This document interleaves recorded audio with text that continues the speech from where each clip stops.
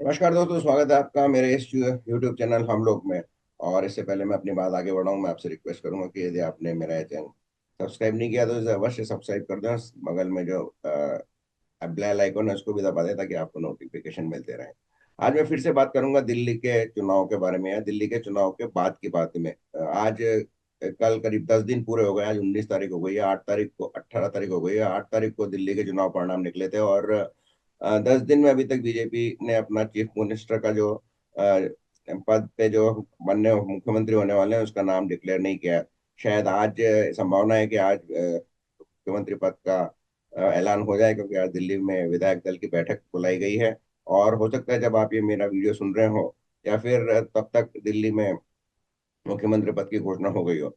लेकिन इसी बीच अटकलों का बाजार बहुत गर्म है। जैसा मैंने अपने पिछले वीडियो में किया कि अगर आप सारे जो भी अटकलें लगाई जा रहे हैं उसका नाम लगा दे तो 48 में लगभग 40 नाम तो आपको संभवित मुख्यमंत्रियों के हो ही जाएंगे। इसमें सबसे पहले तो नाम था परवेश वर्मा का। परवेश वर्मा ने शानदार जीत दर्ज की थी नई दिल्ली से पूर्व मुख्यमंत्री अरविंद केजरीवाल के खिलाफ। और उनके परिवार ने जब ये मीडिया से बातचीत करते हुए अपने आप को मुख्यमंत्री परिवार घोषित के तरह प्रस्तुत करना शुरू किया था, तो मीडिया में फिर खबर चली थी कि अमित शाह ने उनको फोन किया, अपने घर बुलाया और वो परवेश वर्मा अपने घर गए। और वहां पे शायद तथाकथित रूप से अमित शाह ने उनको कह दिया कि आप शांत रहें, इस तरह की खबरें अपने परिवार को ना फैलाने दें। तो उसके बाद परवेश वर्मा बिल्कुल नेपथ्य में चले गए, जहां वो जरूर एक बार राष्ट्रपति से मिलने गए थे। वो उसके कुछ कारण होंगे, पता नहीं, जो मतलब मीडिया में नहीं आया। तो ये एक इंडिकेशन था कि प्रवेश वर्मा जैसा इसका नॉर्मल आदमी इसका इंटरप्रेट करेगा कि प्रवेश वर्मा को ये बता दिया गया है कि वो मुख्यमंत्री नहीं बनेंगे। लेकिन मेरा मानना है कि परवेश वर्मा ही मुख्यमंत्री बनेंगे। उनको शायद ये बता दिया गया कि आप चुप रहिए, लोगों को अटकलें लगाते रहने दिए दीजिए, आप ही मुख्यमंत्री बनेंगे, ऐसा मुझे लगता है कि अमित शाह ने उनसे कहा होगा। और मेरा अब भी मानना है, मैं शुरू से कह रहा हूँ कि प्रवेश वर्मा ही मुख्यमंत्री बनेंगे, क्योंकि प्रवेश वर्मा ही एक ऐसे एग्रेसिव मुख्यमंत्री हैं जो कि मीडिया से बात कर सकते हैं, जो अपोजिशन लीडर्स को हेड ऑन ले सकते हैं, और फिर वो प्रखर हिंदूवादी हैं और काम भी करवा सकते हैं, और साथ ही साथ एक जाट नेता है।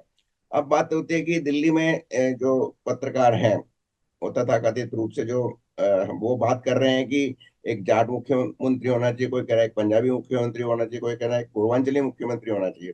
यानी कि वो अपने इस सोच से आगे ही निकल नहीं पाते हैं। और अब लेटेस्ट में एक जो नाम आ रहा है वो जितेंद्र महाजन का नाम आ रहा है, जो कि ट्रांस जमुना एरिया से आए हैं और रोहतास जो कॉन्स्टिट्यूंसी से है। यहाँ पर बीजेपी ने अच्छा प्रदर्शन किया था, और ये एरिया यूपी के नजदीक भी पड़ता है। तो लोग कह रहे हैं कि अब उन्हें मुख्यमंत्री बनाया जाना चाहिए। तो फिर इस तरह से वो कह रहे हैं कि बीजेपी किसी तरह से कास्ट को और क्षेत्रों को साधने की कोशिश करेगी। लेकिन अगर आप देखें कि दिल्ली में अब तक जो मुख्यमंत्री बने हैं, अ, पिछले, मैं बीजेपी के मुख्यमंत्री की बात नहीं करूंगा, कि बीजेपी ने तो एक ही टर्म में 3 मुख्यमंत्री बना दिए थे, मदन लाल खुराना से शुरू होकर साहिब सिंह वर्मा और सुषमा स्वराज। तो उसकी बात नहीं करूंगा, मैं दिल शीला दीक्षित की बात करूंगा। शीला दीक्षित किसी भी वर्ग से नहीं है, ना जाट थी, वो ब्राह्मण थी और उत्तर प्रदेश से थी। उनको मुख्यमंत्री बनाया गया। और केजरीवाल तो एक बनिए हैं, अग्रवाल बनिए हैं, और वो हरियाणा से है, ना तो वो जाट है, ना गुर्जर है, और न ही पूर्वांचली हैं। तो इसका कोई फर्क नहीं पड़ता है। और विशेषकर दिल्ली में एसबी, इसका कोई फर्क पड़ेगा, जाति के आधार पर वोट नहीं देते हैं। हाँ जरूर, वहां पर कम्युनल डिवाइड जरूर है, हिंदू मुस्लिम डिवाइड जरूर है। मुस्लिमों ने एक तरफा बीजेपी के खिलाफ वोट दिया, मैं ये नहीं कहूंगा कि आम आदमी पार्टी को वोट दिया, बीजेपी के खिलाफ वोट दिया। तो ये जो अटकलें हैं, ये सब जो मीडिया ने लगा रखी है, इसका कोई मायने नहीं रखता है। मुख्यमंत्री तो वही बनेगा जो नरेंद्र मोदी चाहेंगे, यानी कि दुल्हन वही जो पिया मन भाए, मतलब तो मुख्यमंत्री वही जो नरेंद्र मोदी और अमित शाह मन पाए वो बनेगा। और ऐसा भी नहीं है कि नरेंद्र मोदी और अमित शाह को 10 दिन लगेंगे ये डिसाइड करने में कि वो इस नाम को डिसाइड करने में 10 दिन लेंगे, इतना विचार मंथन करेंगे। उन्होंने पहले दिन से ही मन बना रखा है कि मुख्यमंत्री कौन हो रहा है। ओनली बात है कि डिक्लेयर करने की बात है। और इसी बीच वो एक जनता से फीडबैक लेना चाहते हैं, अपने खुद नेताओं से फीडबैक लेना चाहते हैं कि उनकी क्या राय है, ताकि या फिर उनके जो गुबार है, उनकी जो आशाएं हैं उन पे धीरे धीरे मंद हो जाए, ताकि एक बार जब उनका मुख्यमंत्री पद में नाम नहीं आया तो उनको जो जोर का झटका वो धीरे से लगे।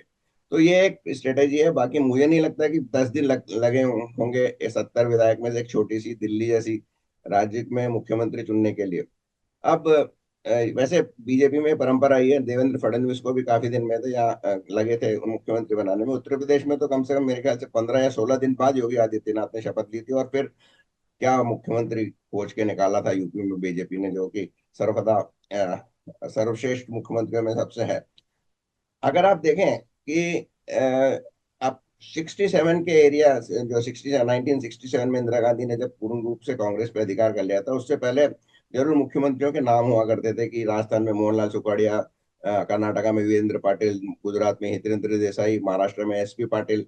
ये सब बड़े नाम हुआ करते थे और आपको याद रहते थे कि ये नाम है, इनकी कुछ वजूद हुआ करती थी। उसके बाद तो आयाराम गयाराम जैसे इंदिरा गांधी ने मुख्यमंत्री कर दिया। अगर आपको मैं ये पूछूं कि महाराष्ट्र के किसी मंत्री मुख्यमंत्री का नाम बताइए जिसने 5 साल पूरे किए हों, या फिर ऐसे किसी इस उन्होंने ऐसा कुछ काम किया हो जिसके लिए उसको याद किया जा सके, तो ऐसे आपको नहीं मिलेंगे। ना बीजेपी में मिलेंगे, ना कांग्रेस में तो बिल्कुल भी नहीं मिलेंगे। 1967 के बाद उसके पहले के तो मुझे भी मुख्यमंत्रियों के काफी नाम याद है। तो बीजेपी, ये तो केवल नरेंद्र मोदी ने एक आउटस्टैंडिंग मुख्यमंत्री बने थे जिनका जिन्होंने कार्य किया था और विकास के नाम से, गुजरात मॉडल के नाम से जाना जाता है। उसके बाद नीतीश कुमार आए थे जिनको प्रशासन बाबू के नाम से जाना जाता है।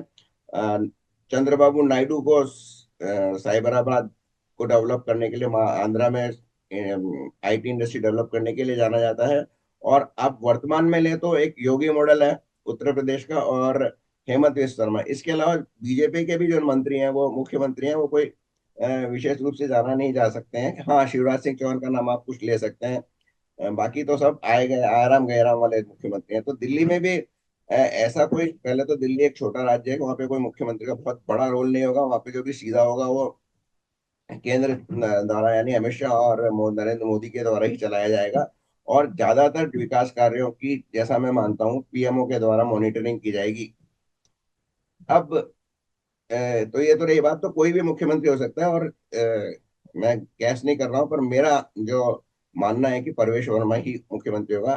4 से 8 घंटे बाद हो सकता है, जब आप ये सुन रहे हो तब तक ये क्लियर हो गया होगा। हालांकि अब जो बीजेपी समर्थक यूट्यूबर से, मैं ज्यादातर यूट्यूबर सुनता हूँ, मेन मीडिया नहीं सुनता हूँ, उसमें ये लोग एक्सप्लेन करने लगे हैं कि भाई बीजेपी क्यों डिले कर रही है, मतलब उस मोड में आ गए हैं। और विपक्ष के जो पत्रकार है समर्थक, वो तो आक्रामक हैं ही। आतिशी मारलेना ने तो 10 तारीख को ही कह दिया था कि हमने तो सोचा था कि 10 तारीख तक मुख्यमंत्री बना जाएगा। आतिशी मारलेना जो खुद एक एक्टिंग मुख्यमंत्री थी, यानी कि कॉन्स्टिट्यूशनल या लीगली देखा जाए तो पूर्ण मुख्यमंत्री थी, लेकिन वो एक एक्टिंग मुख्यमंत्री थी। और अभी मैंने एक पत्रकार से उनके इस बारे में कमेंट सुना कि वो इतनी ज्यादा ओवर एक्टिंग करती थी कि वो अगर खुद ही अपने एक्टिंग का एग्जाम ले तो वो खुद को फेल कर देगी। तो ये तो आतिशी को उन्होंने एक्चुअली एक सिंपल सेंटेंस में डिस्क्राइब कर दिया था। अब जहां तक काम की बात है, आपने बहुत वीडियोस वगैरह देखे होंगे कि दिल्ली में जमुना का बड़ी बड़ी मशीनों के साथ यमुना नदी का सफाई चालू हो गई है। तो ये एक साथ इतनी सारी मशीनें कहाँ से आई, ये पहले कहाँ थी, ये सब सवाल आपके जरूर दिमाग में आए होंगे, मेरे भी दिमाग में आए हैं। मेरे ख्याल से ये सारी मशीनें योगी जी ने इमीडिएटली शायद प्रोवाइड की हैं, क्योंकि अभी वहाँ पे कुंभ का मेला चल रहा है, जो वहाँ जमुना और यमुना की जो सफाई के लिए खाली हो गई होगी, तो इसको तुरंत तुरंत भेज दिया होगा, और ये चुनाव के पहले ही ये योजना बना ली गई होगी। या फिर इन्हें इम्पोर्ट किया गया होगा, जिसके ऑर्डर्स पहले से दिए गए होंगे। तो और जमुना की आरती भी शुरू हो गई है मेरे ख्याल से कश्मीरी गेट के वहां पर। तो ये अगर इतना ही आसान था जमुना को क्लीन करना, तो केंद्र सरकार डिसीजन लेके पहले भी कर सकती थी। उपराज्यपाल के थ्रू, पर उसने कहीं ना कहीं जरूर केजरीवाल सरकार ने अड़ंगे अड़ाए होंगे। पर फिर भी उसके बावजूद भी केंद्र सरकार ये चाहती तो कर सकती थी, लेकिन उन्होंने नहीं किया। लेकिन ये केवल जो मशीनें दिखा रहे हैं, जो यमुना की आरती है, ये पोस्चरिंग है। ये क्या फ्रंट एंड है कि क्या बीजेपी फ्रंट एंड पे, जैसे कंप्यूटर में एक बैक एंड होता है, एक फ्रंट एंड होता है, जो सामने होता है वो दिखता है। असली काम तो पीछे होता है जो आपको नहीं दिखता है। तो ये एक फ्रंट एंड है जिसमें बीजेपी केवल ये शोकेस करने की कोशिश कर रही है कि वो इतना काम करेगी और इतना जल्दी काम करेगी, क्योंकि यमुना की असली जो गंदगी है, ये तो केवल जो कचरा फैला हुआ है उसको इकट्ठा करने का काम कर रही है मशीनें, और ये इतना ही कर सकती हैं। असली तो जो गंदगी, जो जमुना में प्रदूषण फैला है, वो वहाँ की इंडस्ट्री से जो वेस्ट जाता है, एफ्लुएंट वेस्ट जाता है बिना ट्रीटमेंट के, वो, और जो एसटी, जो सीवरेज से गंदगी जाती है वो है, उसको रोकने के लिए जो बैकएंड पे काम किया जा रहा है उस पे ऑलरेडी जो बीजेपी ने 100 दिन के 100 मंत्रियों को, जो विभिन्न विभागों के सचिवों को योजना बनाने के लिए, तो उसमें डेफिनेटली उन्होंने कुछ काम शुरू कर दिया होगा। और जैसे ही सरकार आएगी, बड़े बड़े निर्णय होंगे और इस पे काम शुरू हो जाएगा। तो असली जो यमुना की जो सफाई होगी वो उससे होगी कि उसमें गंदगी नहीं फैलाई जाए, या इसलिए केवल इससे नहीं होगी कि जो गंदगी है उसको उठा के इकट्ठा कर लिया जाए, जो अभी किया जा रहा है। तो ये केवल शोकेसिंग कर रही है बीजेपी कि वो इस गति से काम करेगी। और ये मतलब जैसे होता है ना, प्लेइंग टू द क्राउड, ये प्लेइंग टू द क्राउड है। एक्चुअल में काम तो पीछे से होगा, वो जरूर होगा, ऐसा नहीं है कि नहीं होगा। और दिल्ली में वैसे भी मुख्यमंत्री जो होगा, वो एक एक्चुअली पीआर आदमी होना चाहिए। बीजेपी को एक पब्लिक रिलेशन आदमी चाहिए, जो लोगों को ये बता सके कि मैंने ये काम किए हैं। काम तो मोदी जी और शाह ही करवाएंगे, और पीएमओ से उसका बराबर मॉनिटरिंग होगा। तो ये मेरे विचार हैं। मैं अब भी इस बात पे कायम हूँ कि परवेश वर्मा ही दिल्ली के मुख्यमंत्री होंगे। गलत हो सकता हूँ, अगर गलत हूँ तो आप जरा एक बार जरूर मुझ पे हंस लीजिए। तो दिल्ली के बारे में आज बस इतना ही। दो बातें इसमें मुख्य है कि मुख्यमंत्री कोई भी हो, कोई फर्क नहीं पड़ता, उसका जाति क्षेत्रवाद इससे कोई संबंध नहीं होगा। मुख्यमंत्री वही होगा जो अमित शाह और अ, नरेंद्र मोदी को प्रिय होगा। और जो जमुना की सफाई का जो मशीनें वशीनें दिखाई जा रही हैं, इतना वीडियो बनाए जा रहे हैं और प्रचलित किए जा रहे हैं, ये केवल शोकेसिंग है कि हम इस स्पीड से काम करेंगे।